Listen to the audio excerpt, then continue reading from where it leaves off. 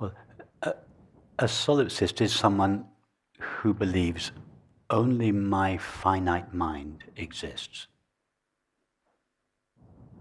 So if I were a solipsist, I would consider that all of you are just kind of cardboard cutouts in my world, and that you have no inner experience of your own, that you're just inert appearances in my mind. My mind, my finite mind, is the only mind there is, the only mind that has experience. None of you are having thoughts, sensations, none of you are hearing anything, none of you are seeing anything. My mind is the only mind that is having thoughts, feelings, sensations, and perceptions. That's solipsism. It's a form of madness. And some so-called non-dual teachers mistake non-duality with solipsism. And it is, and in doing so, they bring the non-dual teaching into disrepute. Intelligent people who would be willing to consider this perspective hear people say, the non-dual teaching states that all there is my finite mind. And quite rightly, these people think, I don't want to have anything to do with that. It's madness. They're right. The non-dual teaching doesn't state there is only one finite mind. It states there is only one consciousness, and that is the reality of everything. There's a big difference. My mind is very limited. I can only have one limited thought at a time. I'm just having this limited perception. I cannot see my kitchen in Oxford. I cannot see my bedroom here. I can just have this limited perception and a few limited sensations floating around. My mind is very limited. In other words, thoughts, sensations, and perceptions are very limited. But the knowing with which these limited thoughts and perceptions are known and out of which they are made, itself has no limits. In other words, the reality of each of our minds is unlimited, but the content of each of our minds is limited.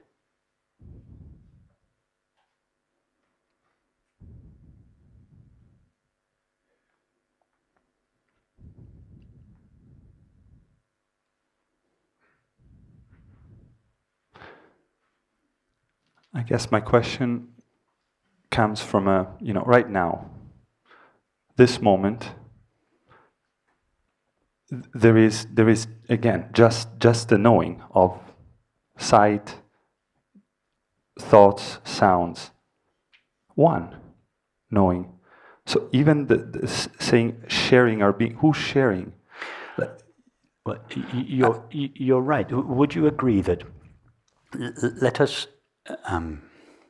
Can we agree that you are currently experiencing thoughts, sensations, and perceptions?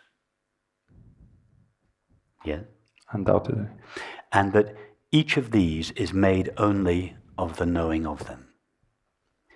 And the knowing out of which your thoughts are made of is the same knowing out of which your sensations and perceptions are made of. Yeah? Is that true? Absolutely. So your mind is a single field made of knowing, which appears as thoughts, sensations, and perceptions. In other words, your thoughts, sensations, and perceptions share the same knowing. Yes? Now, if you agree that that is your experience, it's only a very small step to consider the possibility that the knowing with which your thoughts are made of and the knowing with which my thoughts are made of is also the same knowing. If you agree that you are having three objects of experience now, a thought, a sensation, and perception, all made of the same knowing, yeah. Why couldn't there be 170 thoughts present at the moment, all made of the same knowing? Why not? If there can be a thought and a sensation in your mind made of the same knowing, why couldn't there be a thought in your mind and a thought in my mind made of the same knowing? What's the difference? I think it can, absolutely. The first thing is it feels an abstraction, or a, I can't, it's not my experience. It's true. We cannot verify the existence of any mind other than our own. That's very true. So the question remains. Sorry, I'm interrupting you a little bit, Luigi, but I'm anticipating your question. The question remains: is it a legitimate inference? The fact that there are other minds, is it legitimate to infer this? After all, we criticize the materialists for inferring that there is something outside consciousness called matter. Are we not doing exactly the same thing by inferring that there are other minds that we cannot verify for ourselves? What is the difference between a materialist's belief that there is something outside consciousness called matter and our belief that there is something outside our own mind called other people's minds? Are these two beliefs equivalent? And I would suggest not. I think it is legitimate to infer that there are other minds. Why? Because we experience the content of our own mind. In other words, the content of our minds is something that is known to us. It is something experienced. Not only that, we have the experience of having had thoughts. For instance, imagine the thought that you were having exactly this time yesterday. Can you remember what it was? No, I can't remember. Can anyone remember the thought they were having exactly this time yesterday? So each of us has the experience of having had a thought, that thought appearing in our own mind, but we have now forgotten that thought. So we have the experience of having thoughts, sensations, or perceptions, and then forgetting them. Now, it's only a very small leap to suggest that there are other minds like ours.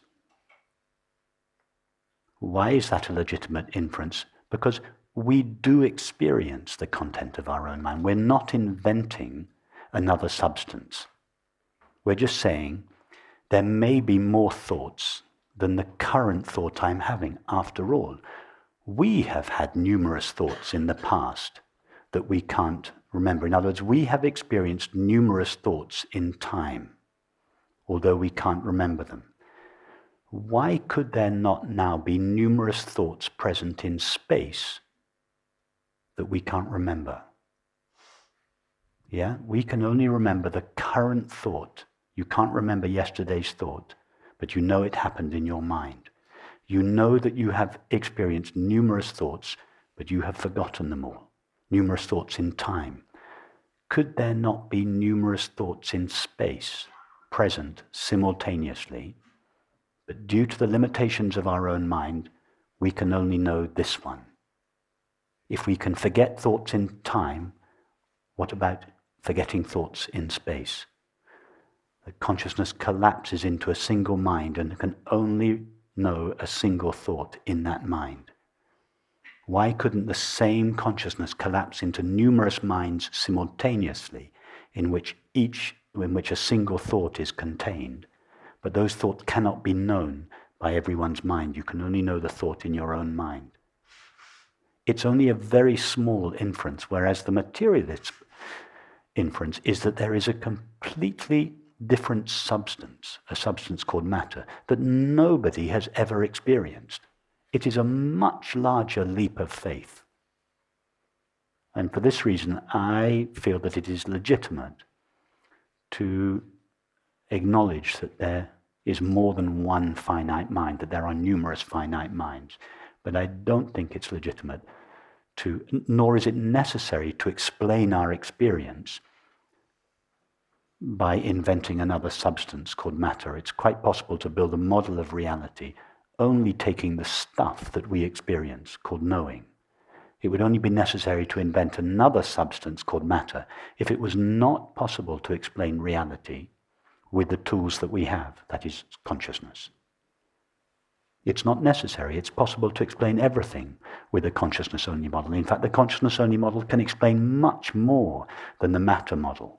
Because the matter model cannot explain the experience of love, telepathy, synchronicity, near-death experience, and numerous other experiences that many people have. But the consciousness-only model has far greater explanatory power than the materialist model.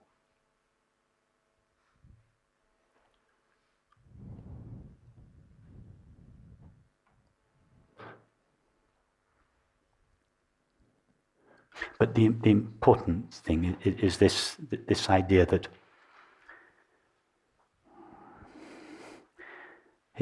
in order to localize itself as a single mind, in which there is a single thought and a single perception, this mind must exclude all the other thoughts and perceptions from its field. So when consciousness localizes itself in each of our minds, it forgets everything else that is inside itself. Just like when you fall asleep at night, your mind localizes itself in a dream, and you forget who your parents are, who your children are, where you live. You forget everything because your mind localizes itself. And in order to localize itself as the dream world, it has to forget the rest of its content. Your friends, your work, your home. You forget everything you know in the waking state in order to enable the dream world to come into apparent existence. Well, could this localization of consciousness as each of our minds entail a similar forgetting? That is why each of our minds cannot know any other thought, but all other thoughts could appear in the same consciousness that our minds appear in, just as the thought you had yesterday appeared in the same mind that your current thought appears in, although you can't remember it.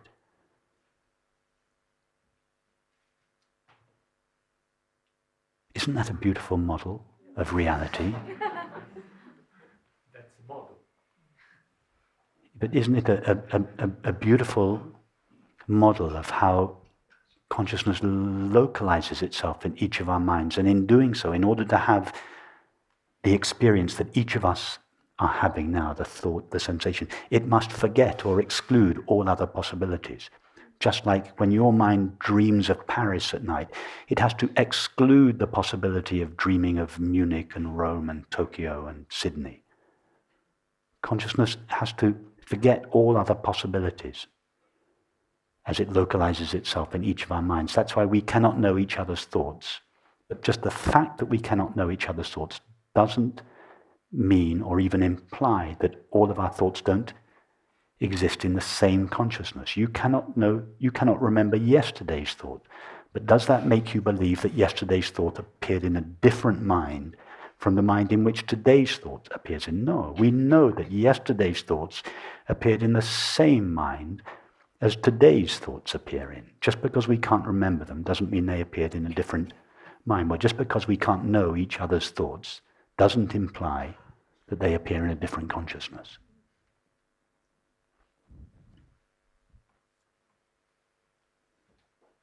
Why aren't you all on the edge of your seats? I mean, do you understand how beautiful a model of reality this is? This explains one of the main objections of the materialist model, that we cannot know each other's thoughts, therefore they must appear in a different consciousness.